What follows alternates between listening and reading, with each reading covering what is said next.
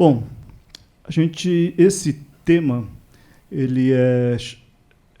o título do trabalho é Desenvolvimentos Experimentais em Chapas Metálicas para o uso de subsistemas captores. Ele é basicamente um resumo do que uma boa parte disso está nesse trabalho. É um trabalho que foi apresentado no CIPDA deste ano, que foi de setembro a outubro, neste auditório. Esses são os autores, tem também o Luiz Caires, o Milton Shihara, o Acácio Silva Neto, e com a ajuda também do pessoal desse laboratório, Lightning and Earth Research Center, lá de Valência, o Davi Ruiz e o Manuel Antônio Rodrigues, que fizeram parte dos ensaios também. A motivação desse trabalho foi o seguinte: uma vez veio lá na comissão uma demanda referente a essa tabela. Essa tabela está na parte 3 da norma, da BNT 5419. Essa tabela ela tem aqui, numa das colunas, a espessura de materiais, desses materiais aqui, que não pode haver uma perfuração, não pode haver a geração de um ponto quente. Então, esses materiais são geralmente utilizados em tanques de combustíveis, porque se houver uma perfuração, um ponto quente, pode haver uma explosão, um aquecimento excessivo, incêndio. E tem essa coluna também, que é quando você quer usar a cobertura metálica como captor natural do teu sistema de proteção. Então, essas espessuras são mais finas. Nesse caso, você permite que haja uma perfuração ou que possa ter uma geração de ponto quente. E foi aqui que a coisa pegou. O pessoal perguntou o seguinte: bom, você tem nessa tabela chumbo, aço inoxidável ou galvanizado a quente, titânio, cobre, alumínio e zinco. Mas como é que a gente faz se eu tenho lá uma cobertura metálica e essa cobertura metálica for de um componente, um galvalume, uma liga metálica, ou tiver algum tipo de cobertura, de pintura? E a gente ficou sem responder, sem saber exatamente o que responder. A gente procurou conversar com o pessoal do TC81 também, a gente teve poucas respostas. E aí a gente resolveu fazer alguns testes aqui no Instituto de Energia e Ambiente para tentar entender um pouco a correlação entre o material e essas espessuras aqui. Então, a gente sabe que a maioria dessas telhas, na verdade, elas são feitas de ligas ou algum material revestido, algum material metálico revestido com algum outro material. Então, isso é uma coisa que realmente acontece, e aí a gente fica com essa dúvida: que espessura utilizar. Então, para isso, a gente fez primeiro uma análise da composição de algumas telhas metálicas. Fizemos também alguns testes com pulsos de corrente contínua, simulando as correntes de continuidade, aquela corrente que o professor Piantini falou na apresentação dele. Na verdade, ele falou de corrente contínua, mas na norma a gente resolveu batizar de correntes de continuidade para não confundir com a corrente contínua da tensão contínua, né, da pilha, lá, por exemplo. Então, a gente chamou de corrente de continuidade. E testes com impulsos de corrente, com essa forma de onda 10 por 350, que é uma forma de onda que representa as descargas mais diretas as descargas mais diretas, como o professor Piantini já falou. Bom, a gente conseguiu 46 amostras, sendo que dessas 10 amostras era de uma liga metálica que foi batizada de galvalume. A pessoa que forneceu para a gente falou que aquilo era uma telha galvalume. 10 amostras de uma telha que a gente batizou de IE, porque é uma telha que eu roubei ali do nosso almoxarifado, né? Cortei uns pedaços, então nem sabia o que tinha nela. E aí essas amostras aqui eu recebi de um membro lá da comissão, o pessoal que trouxe essa questão lá na nossa comissão. Ele me forneceu 8 amostras, que a gente batizou de alumínio, 0,7 milímetros, 8 de zinco com 0,5 milímetro de espessura e 8 com 0,65 milímetros de espessura. Bom, para os testes de corrente contínua, aquele pulso de corrente contínua, a gente pegou amostras, essas amostras ela tinham um tamanho de 50 por 50 centímetros. A gente fez os testes no laboratório do Serviço Técnico de Alta Potência aqui do IEE e usou os pulsos de corrente contínua, simulando essas correntes de continuidade com uma carga aproximada de 100, 150 e 200 coulombs. Tolerância de mais ou menos 20%, conforme essa tabela C2 da parte 1 da norma. Então, aqui é o arranjo que a gente utilizou. O nosso laboratório ele tem um transformador trifásico de 3 MVA, com uma potência de curto-circuito de 20 vezes isso. Ele é usado bastante para testes de curto-circuito em equipamentos, disjuntores, chaves e tal. E a gente utilizou uma ponte retificadora. Então, esse pulso de corrente contínua que a gente utilizou aqui, ele foi obtido através dessa ponte de corrente contínua. Tá? A gente mediu a corrente, a duração, a carga e o diâmetro médio da perfuração. E aí, a chapa ela é instalada aqui nesse dispositivo. Aqui eu tenho um eletrodo, tem um espaço entre o eletrodo e a chapa. Então, a condução existe em forma de arco, a corrente aqui é em forma de arco, entre o eletrodo e a chapa. E a corrente é injetada por aqui e retorna por esses 4 tubos aqui. Tá? Então, são pulsos de corrente contínua. Então, a gente fez uma série de testes para vários tipos de chapa, várias espessuras. A gente, aqui, o valor da corrente, são valores típicos de corrente de continuidade. A duração, em milissegundos, por volta aí de pouco menos de meio segundo. E, com isso, a gente tem a carga em coulombs. A gente mediu o diâmetro médio do furo em milímetros, calculamos a área e o volume. Isso aqui a gente utilizou um microscópio de altíssima qualidade aqui do Instituto para fazer esse tipo de medição e cálculo da área e volume. E aqui algumas fotos das chapas. Tá? Então, tem aqui as de alumínio, zinco, aqui as de galvalúmetro. Então, são perfurações aí, com vários diâmetros, meio arredondadas, assim, nas correntes de continuidade. A gente também fez os testes com impulsos de corrente. Tá? Esses testes foram feitos lá no laboratório AT, Lightning and Earth Research Center, no Parque Tecnológico de Valência, na Espanha. Eram chapas um pouco menores, de 20 por 20. A gente usou correntes impulsivas para simular o primeiro impulso positivo com forma de onda 10 por 350, isso que o professor Piantini já explicou para a gente como é que é isso, e com valores de pico de 100, 150 e 200 kA. Esse aqui é uma foto do laboratório. Aqui o arranjo, então, também tem um eletrodo. Aqui tem um espaçozinho, tem um gap, então a corrente também foi em forma de arco. E aqui a chapa, o retorno através desses parafusos aqui. Tá? Então, essa aqui é um exemplo de uma forma de onda. Tem aqui a forma de onda, por volta de 10 por 350. Então, a gente mediu o valor de pico da corrente, o valor da carga, da energia específica em quilojoules por ohm, e o estado da amostra, se perfurou, se não perfurou, e também como é que foi essa perfuração. Então, aqui os ensaios que foram realizados, também foram medidos a espessura, a corrente, a carga, a energia específica, o diâmetro, quando teve o furo ou quando não furou, a área e o volume. E aqui algumas fotos, algumas que não perfuraram, ou houve um furinho muito pequeno, mas ela chamusca toda. Aqui, no caso do alumínio, há a perfuração, tá? E esse espalhamento de material aqui na hora que a fusão desse material, em alguns casos, não perfurou.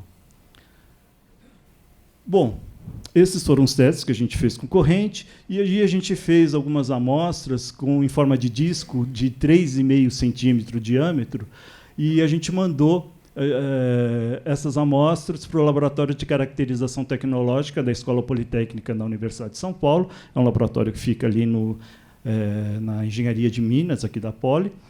E aí a gente quis analisar como é que era a composição dessas amostras. Então, aquela amostra que a gente chamou de galvalume foi a única que a gente não conseguiu fazer numa tecnologia lá que eles realmente que eles costumam utilizar, mas eles usaram essa outra tecnologia aqui, onde houve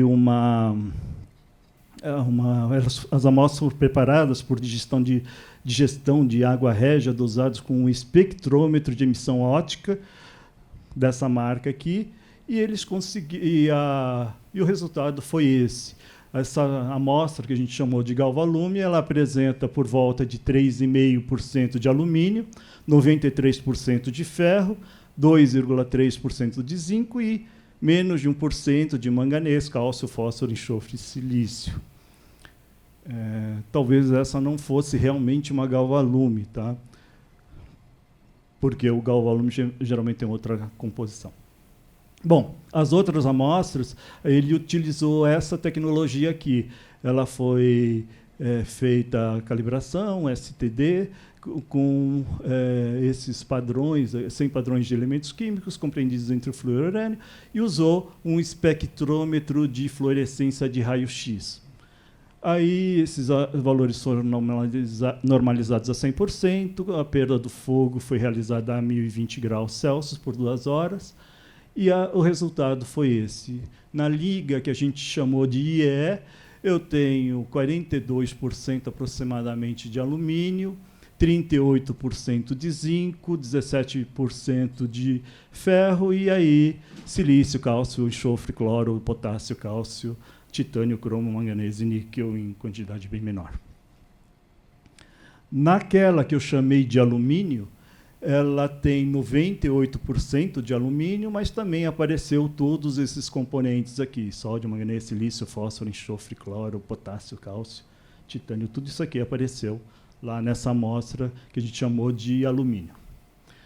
Nas amostras que eles indicaram como zinco, a 1 seria de 0,5 milímetro e a 2 de 0,65, elas mostraram que não são zincos, né, 100%. Então, eu tenho lá de zinco por volta de 38%, mas tem um pouco mais de alumínio, 40%, 43%, ferro, 16%, 13%, e um pouquinho de silício também.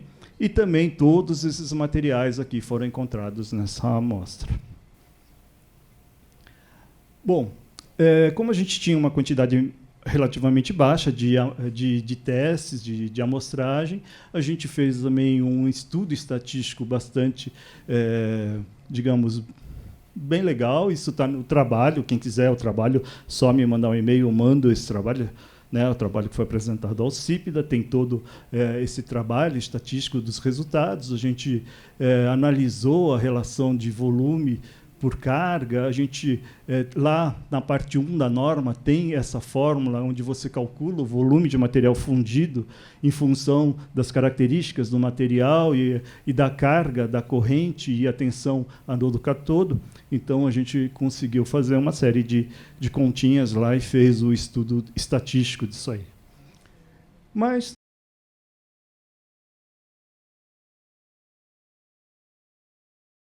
a especificação de uma espessura, de uma telha metálica, é mais uma questão mecânica, e tem pouco a ver com os efeitos elétricos das descargas atmosféricas, mas sim a capacidade dela de suportar esforços mecânicos na superfície e nas fixações, devido a pesos excessivos das telhas ou esforços devidos a ventos ou chuva. Então, é mais uma questão mecânica, não uma questão elétrica, apesar que nós vamos fazer novas investigações. A gente está com ideia de fazer alguns trabalhos futuros, onde a gente vai verificar a capacidade de condução dessas correntes, agora condução mesmo, não em forma de arco, porque o arco é que tem uma temperatura bastante intensa e esse arco costuma gerar esse ponto quente e fazer essas perfurações. Então, a gente vai passar a corrente por essas telhas e, principalmente, verificar o que ocorre nas conexões, porque geralmente essas telhas são instaladas, são dobradas no local, são emendadas, e aí a gente vê o que acontece principalmente quando se você instalar, por exemplo, aqueles mini captores nessas telhas, o que acontece nessas conexões e também nessas emendas das telhas. Então, é um trabalho que a gente está ainda por fazer. Agora, eu queria mostrar alguns outros testes que a gente fez aqui no passado. Alguns deles fazem até parte da minha tese de doutorado, que eu defendi em 2005. E aqui, querendo verificar a questão dessas telhas tipo sanduíche. Né? Existem vários tipos de telhas que têm um enchimento que serve para uma questão térmica ou uma questão acústica. Né? Então, a gente fez alguns testes com impulso de corrente, nesse caso aqui, correntes da ordem de 20 a 30 kA, forma de onda de aproximadamente 8 por 20, e verificou as perfurações. Fizemos também alguns testes com corrente de continuidade, com vários outros tipos de enchimento, nesse caso poliuretano, mas tem também com lã de rocha, e a gente viu, aí sim, aqui acontece a perfuração, e quando acontece a perfuração, esse material que está aqui do enchimento, ele pega fogo. Então, a gente anotou também o tempo que esse fogo se mantém depois da aplicação da corrente da descarga atmosférica. Então, geralmente ele é autoextinguível, ele aparece e, com o tempo, ele some. E como essas telhas elas ficam perfuradas, a gente ficou também preocupado o que acontece, tá? Não na hora que cai o raio, mas depois. Eu estou com a telha perfurada, então, se chover, o que acontece? Então, isso a gente verificou a questão do enchimento. Né? Esse enchimento ele pode variar o peso da telha. Então, se eu tenho um material mais poroso, ele pode esse peso aumenta pouco, mas se eu tiver um menos poroso, então pode ter um enchimento maior aqui de água, e você teve casos lá que o peso da telha aumentou em 16%. Isso foi uma verificação que a gente fez aqui. A gente verificou também o uso de uma chapa se eu tiver um combustível dentro. Então, a gente colocou lá uma latinha, usou uma chapa utilizada em telhados de refinarias de petróleo, alguma coisa assim, aplicou correntes de continuidade e verificou, tá, nesse caso, o álcool hidratado, que realmente explode, pega fogo e tudo. E esse é um problema muito sério. Tá? No Brasil, principalmente os tanques de etanol, eles, no mínimo uma vez por ano, tem um tanque pegando fogo devido a raio. Esse tipo de explosão pode ser diversas coisas. Então, a gente investigou aqui a questão dos pontos quentes. Então, usando aquele mesmo dispositivo, a gente aplicou correntes de continuidade aqui, só que, nesse caso, a gente utilizou uma câmera de termovisão, e a gente obtém essas imagens para ver como é que o comportamento da temperatura na parte interna da chapa. Então, com isso, a gente fez para várias chapas de aço, né, com várias espessuras, a gente usou esse tipo de aplicação, e a gente fez também um programa de análise de risco para tanques de combustível. Mas o legal desse estudo foi essa tabela aqui. Essa tabela eu tenho conforme para uma chapa de aço, conforme eu vou variando a espessura dela, eu consigo saber qual que é a carga da corrente da descarga atmosférica para que a temperatura interna do ponto interno chegue à temperatura de autoignição do combustível. Então, a gente fez isso para gasolina, para diesel e para etanol, para você saber que se cair uma corrente lá, por exemplo, uma carga de 250 coulombs, uma chapa de 4 milímetros, vai chegar à temperatura de ignição, por exemplo, do etanol. Um outro problema é a questão do mau contato. Então, isso aqui é uma cobertura que eles chamam de domo geodésico de alumínio em tanques de combustível.